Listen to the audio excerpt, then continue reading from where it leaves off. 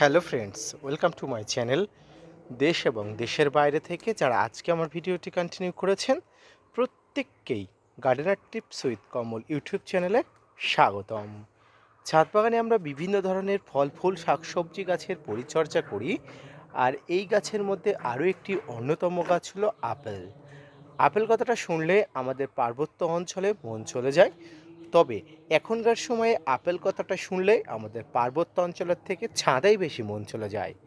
ছাদ বাগানে আজকের ভিডিওর আলোচনা হবে কিভাবে খুব সহজেই টবে আপেল গাছ বড় করে তুলবেন এবং আপেল গাছের ফুল আসার প্রকৃত সময় কখন।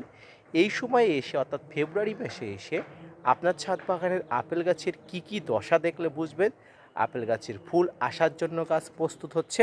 এই সময় আরও কি খাবার গাছের চাহিদা থাকে, আসুন তাই নিয়ে থাকছে আজকের ভিডিওটি। না স্কিপ করে কন্টিনিউ করুন।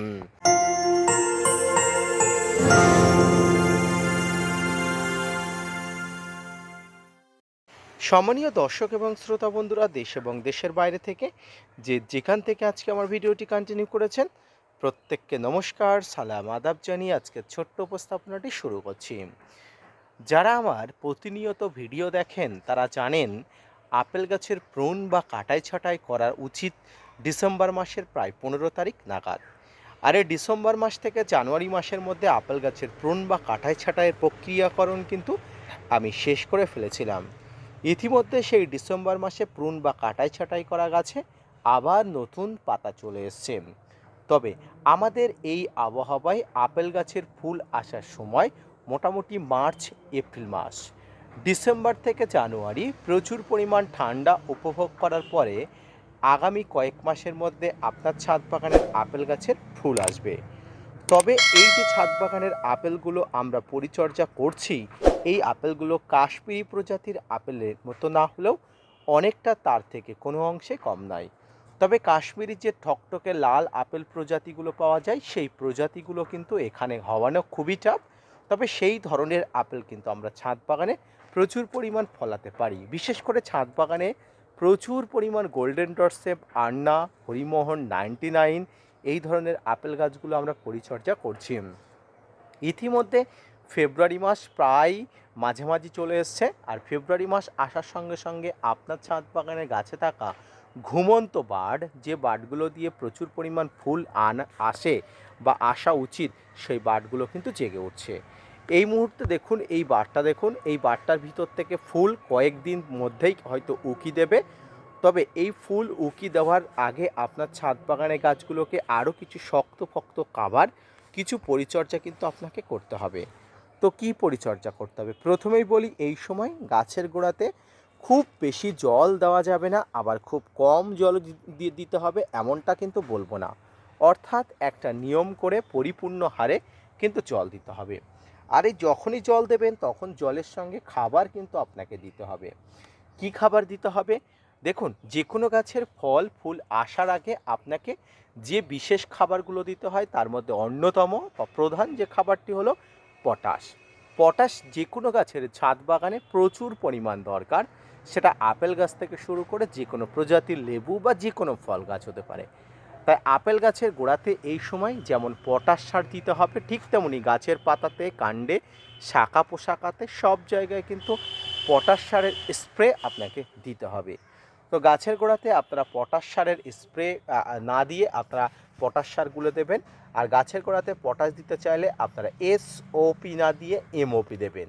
এসওপি আর এমওপি আপনারা অনেকে গুলে ফেলেন। এক্ষেত্রে বলি, এসওপি হলো সালফেট অফ পটাশ, যেটা সাদা পটাশ, জলে গুলে যায় 100%। আর এমওপি হলো মিউরেটেড অফ পটাশ, যেটা জলে গুলতে একটু দেরি হয়, যেটা দানাদার আকৃতির হয় এবং এটি কিন্তু গাছের গোড়াতে, টবের মাটিতে, মাঠে খুব বেশি চাষ হয়। এটা কিন্তু ব্যবহার হয়, এটা কিন্তু আমরা জানি এবং লাল পটাশ নামে চিনি। সেই পটাশ কিন্তু আপনারা দিয়ে দেবেন। এবার কথা হলো, কত পরিমাণ পটাশ আপনারা দেবেন। দেখুন, এই ধরনের একটা পরিপূর্ণ গাছে আপনারা 2 থেকে 3 চামচ পটাশ গাছের গোড়াতে না দিয়ে একদম টবের সীমান্তবর্তী অঞ্চল জুড়ে আপনাকে দিতে হবে। অর্থাৎ আমি বলতে চাইছি, এই ধরনের সীমান্তবর্তী অঞ্চল জুড়ে আপনাকে দিতে হবে। এর পাশাপাশি আপনাকে জৈব পটাশ যদি দিতে বলি, তাহলে পেঁয়াজের খোসা বা কলার খোসা বা শুধুমাত্র কলার খোসা 24 থেকে 48 ঘন্টা পরে আপনি জলে ভিজিয়ে রাখবেন, 24 থেকে 48 ঘন্টা পরে আপনি দিয়ে দেবেন। এবারে গাছের পাতাতেও আপনারা সমবর্ণীয় পটাশ আপনাকে দিতে হবে। আর এই পটাশের মধ্যে অবশ্যই ওয়াটার সলিউবল পটাশ আপনাকে দিতে হবে। এর মধ্যে 0050 বা সালফেট অফ পটাশ। এই 0050 বা সালফেট অফ পটাশ ছাদ বাগানের জন্য অত্যন্ত গুরুত্বপূর্ণ। প্রতি লিটার জলে 1 থেকে 1.5 গ্রাম সর্বোচ্চ নিয়ে আপনার ছাদ বাগানের এই আপেল গাছের পাতাতে, কাণ্ডে, শাখা পোশাকাতে আর যে সমস্ত বার্ড আছে, দেখুন এই বার্ডগুলোতে আপনারা ভালো করে দেবেন এবং যাতে বার্ডগুলোতে খুব ভালোভাবে লাগে এগুলো ব্যবস্থা করবেন। তবে আপেল গাছের এই ধরনের গাছে শুধুমাত্র ম্যাচুরিটি থাকলেই ফুল আসবে। ম্যাচুরিটি থাকাকালীন আপনার ছাদ বাগানে ফুল আসলে তবেই কিন্তু নেবেন। গাছ ছোট হলে অর্থাৎ 2 বছর বয়সী কম হলে কোনোভাবেই ফুল নেওয়া যাবে না বা নেওয়ার মানসিকতা রাখবেন না। আমাদের এই আবহাওয়ায় মার্চ এবং এপ্রিল মাসে আপেল গাছে ফুল আসার আগে আপনার গাছকে প্রিপেয়ার করে তুলতে হবে।